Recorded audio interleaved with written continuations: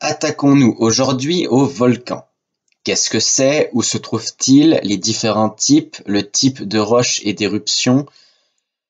Bon, un volcan, qu'est-ce que c'est? D'après le DICO, volcan, relief résultant de l'émission en surface de produits magmatiques, issus de la fusion en profondeur du manteau supérieur ou de la croûte. Un volcan résulte de la montée de magma. Le magma, c'est de la roche fondue, un mélange de liquide, de gaz et de cristaux. Ce magma provient de la fusion partielle des roches en profondeur. Le magma moins dense remonte. Si ce magma cristallise, se solidifie en profondeur, on appellera la roche résultante une roche plutonique. Si ce magma se solidifie à la surface de la Terre, il s'agira d'une roche volcanique. Si le magma remonte à la surface, il est évacué par ce qu'on appelle communément un volcan. Où se trouvent les volcans? 3 sites, les zones de divergence, celles de subduction et les points chauds. Pour ces deux premières, je vous renvoie à la vidéo sur le cycle de Wilson et la tectonique des plaques. Dans une zone de divergence, deux plaques s'éloignent l'une de l'autre, ce qui amincit la croûte et provoque la remontée des roches du manteau. On a là la création d'une dorsale, une chaîne de volcans sous-marins. Exemple, la dorsale médio-atlantique. Dans une zone de subduction, une plaque passe sous une autre. Le manteau se met alors à fondre et du magma remonte, créant des volcans à sa surface. Exemple, les Andes, le Japon. Les points chauds sont des points du globe où du magma remonte à la surface, mais non situés à la frontière de plaques, ce qui donne donc des volcans. Comme le point chaud est fixe, mais que les plaques bougent, on assiste à une succession de volcans, comme par exemple l'archipel d'Hawaï.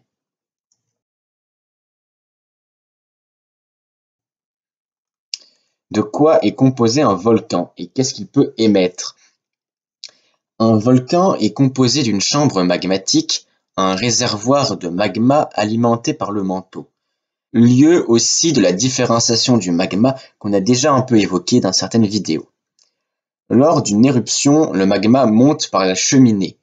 Au sommet du volcan, il y a généralement un cratère. Le volcan n'émet pas vraiment du magma, mais les matériaux émis proviennent du magma. Cela peut être des gaz volcaniques, comme du CO2, du dioxyde de soufre, ou tout simplement de la vapeur d'eau. De la matière solide peut aussi être éjectée, les pyroclastes ou téphras. Ce sont des fragments de roche provenant du volcan ou de la lave éjectée qui s'est solidifiée très rapidement dans l'air. On définit des noms selon la taille des éléments. Les cendres mesurent moins de 2 mm, les lapillis entre 2 et 64 mm, et les bombes volcaniques sont supérieures à 64 mm. Enfin, le volcan émet plus communément de la lave, de la roche en fusion, du magma partiellement dégazé. En refroidissant, elle donne une roche volcanique qui peut être de plusieurs types.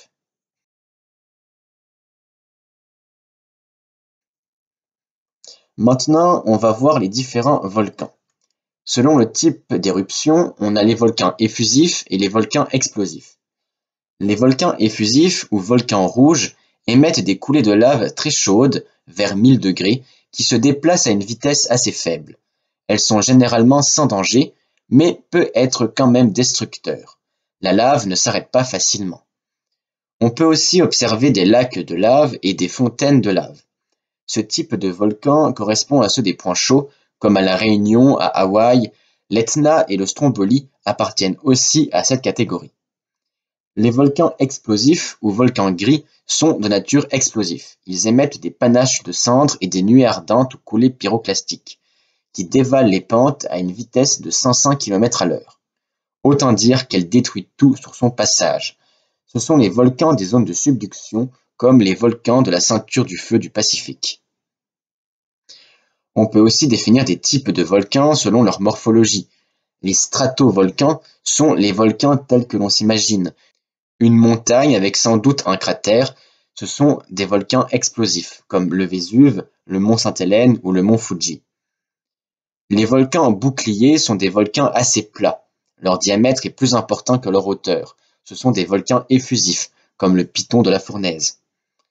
Les caldeiras sont des vastes dépressions plus ou moins circulaires dues à l'effondrement de roches au-dessus de la chambre magmatique. C'est le cas de Yellowstone. Les cônes de scories sont des volcans coniques formés par accumulation des fragments de roches éjectés. Pour connaître les 9 volcans les plus meurtriers, je vous invite à regarder cette vidéo. Elle date un peu, mais rien n'a changé.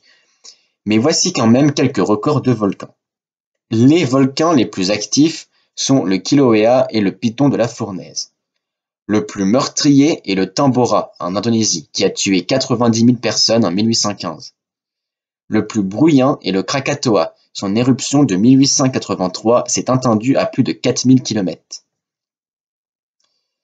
À retenir, les volcans sont des édifices résultant de l'émission à surface de matière magmatique, matière qui provient du magma, de la roche en fusion provenant du manteau.